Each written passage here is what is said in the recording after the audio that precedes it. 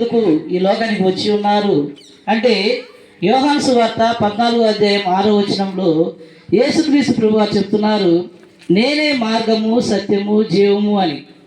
ప్రియులారా గమనించండి, మనం ఏదైనా ఊరు వెళ్ళాలంటే ఖచ్చితంగా మనకి దారి కావాలి. అలాగే మన ఆత్మీయ జీవితంలో మనం వెళ్ళాల్సినటువంటి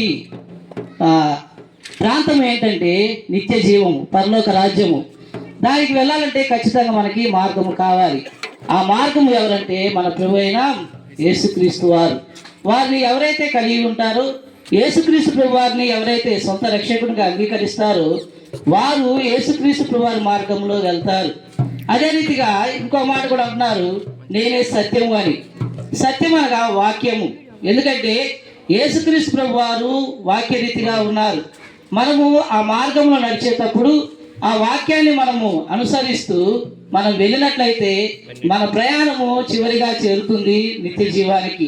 కావున ప్రియులారా గమనించండి, యేసుక్రీస్తు ప్రభు వారు తనను తగ్గించుకొని మరి ఈ లోకానికి వచ్చి ఉన్నారు. కావున మనము ఆయన్ని సొంత రక్షకుడిగా అంగీకరించి ఆయన మన కొరకు ఆ నిత్య రాజ్యాన్ని మనకి అనుగ్రహించారు. ఏ విధంగా అంటే ఆయన మన పాపముల కోసం కలువరి శిలువలో ప్రాణం పెట్టారు, తిరిగి లేచారు, మరలా తిరిగి రానై ఉన్నారు.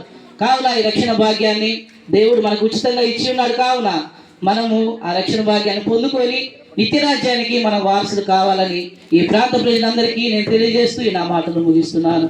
ఈ మాటలు మన వినికిలో దేవుడు దీవించుగాక.